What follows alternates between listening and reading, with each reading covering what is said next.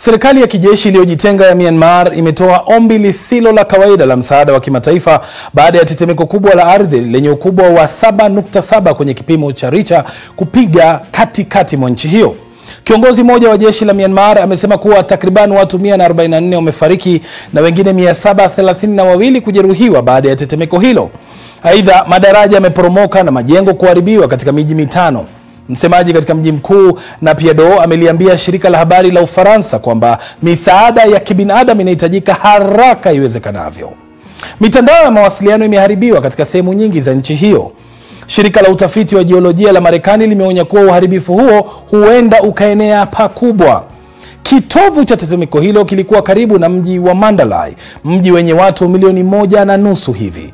Matetemeko pia yalisikika huko Yunnan, kusini magharibi mwa Uchina, na pia katika mji mkuu wa Thailand, Bangkok, ambao uko umbali wa zaidi ya kilomita 1000 kutoka kitovu cha tetemeko hilo. Na kutahadharisha tu kuwa baadhi ya picha zifuatazo ni za kuhuzunisha. Kufikia sasa watu 3 wamethibitishwa kufariki baada ya jengo lililokuwa wakifanyia kazi mjini Bangkok kuporomoka. Awali mamlaka zilisema kuwa wafanyikazi 81 wa ujenzi kutoka eneo hilo bado walikuwa wamekwama chini ya vifusi. Gavana wa Bangkok anasema majengo mengi ya orofa yameathiriwa na tayari jiji hilo limetangazwa kuwa eneo la maafa. Tugeukie taarifa nyingine sasa.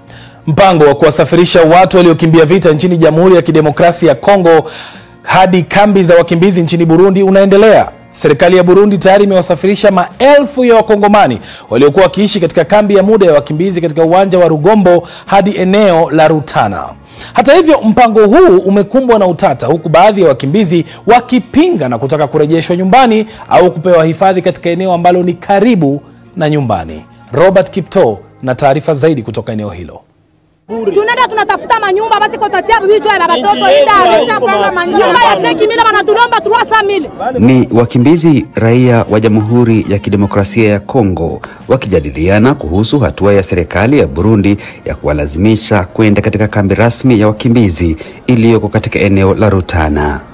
Maelfu ya wakimbizi wa Kongo waliopewa hifadhi katika uwanja wa michezo wa Rugombo sasa wanaitaka serikali ya Burundi kuwapa hifadhi karibu na nchi yao. Baadhi ya wakimbizi hao walifanya mgomo kupinga hatua hiyo. Sisi hatutaki kwenda Rutana sababu miongoni mwetu muko waliokimbia lakini wana uwezo. Mtu akienda muka refugee manake ni mtu mwenyewe anakuwa hana lolote, manake anakuwa ni mtu anakatwa miguu mikono, anaomba msaada bamsaidie.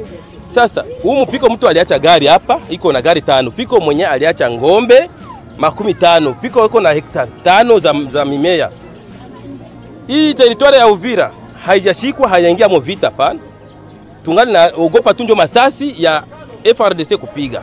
Baadhi yao hata hivyo wamedai kuwa mazingira ya kambi wanakopelekwa ni mbaya zaidi kuliko wanakoishi kwa sasa. Wale wako kambini waanza kulia, mama tunateseka. Hakuna nyumba iliruka, tukabakia nje hivi tunateseka, tunakosa vya kuturudisha. Aba yatujengee. Tuko hivi tunahangaika. Benye bako Kongo nao balibakia Kongo, tunakosa kwa kuvuka gisi tukuye kwenye huko. Na mimi niko hapa katikati. Naanza jiwaza sasa nikitoka hapa nende Rutana. Na wale walibakia Kongo, wale watoto wenye hawayavuka, watajuaje sasa kama nilienda Rutana na ni mbali? Licha ya haya, kuna wale ambao wameafiki wito wa serikali wa kwenda kambini. Na mwane tu kambini kwa sababu vita inatusumbua sana Kamanyola. Mkongo kabisa vita fasi yote. Sawa mie mwenyewe kwa hapa, mkubwa yangu, baba yangu, bote walisha kufa. Inabidi na mimi nende tu kambini tujue hakuna kufa. Rais wa Burundi Evariste Ndayishimiye naye amesema kuwa serikali yake itafuata sheria za kimataifa kuwashughulikia wakimbizi wote wanaoingia nchini Burundi. Wakiona wanaweza kurudi nyumbani, sisi hatuweze kuwakatalia. Ni hao wenyewe wanaona kwamba wanaweza kurudi nyumbani. Hakuwaalika waje kwetu, na kama wakati watataka kurudi kwao ni kwao, hatuweze kuwakatalia. Lakini sasa hivi sababu ya usalama wao na usalama wa nchi, lazima waende kwenye kambi ambayo tunaweza kulinda amani yao na tuendelee kulinda usalama wetu kwenye mpaka. Taifa la Burundi mwaka huu pekee limepokea karibu wakimbizi 100,000 na idadi hiyo inatarajiwa kuongezeka ikiwa mapigano yataendelea nchini Kongo. Robert Kipto, BBC. Wa Ramadhan ni mwezi ambao umeshuhudia familia za Kiislamu zikija pamoja, ndugu, jamaa, marafiki katika mlo wa jioni wa iftar ili kufungua mfungo. Lakini kwa nini watu hula pamoja wakati huu wa futuru? Hivi majuzi nilikuwa Zanzibar na kujumuika katika iftar pamoja na familia ya Sheikh Salim Mardhia ili kupata jibu la swali hilo.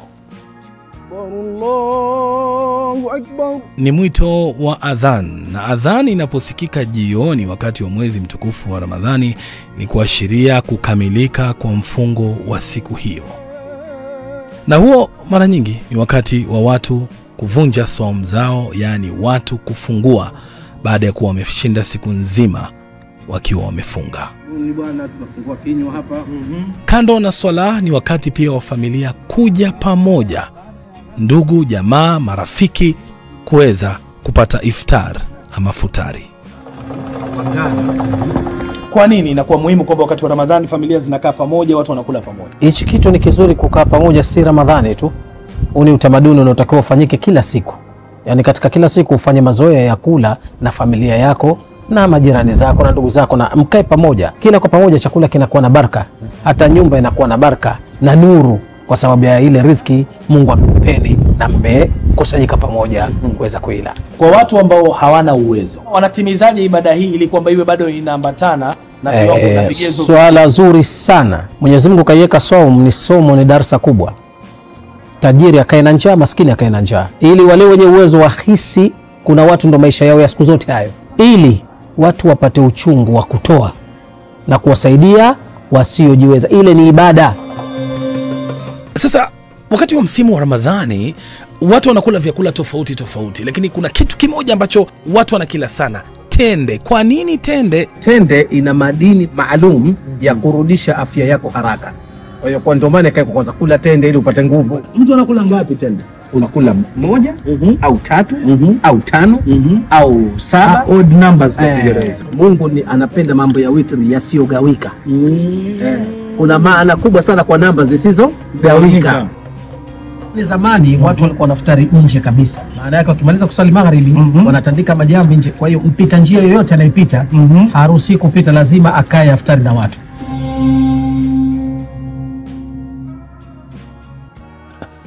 Lakini mbona watu wako hivyo?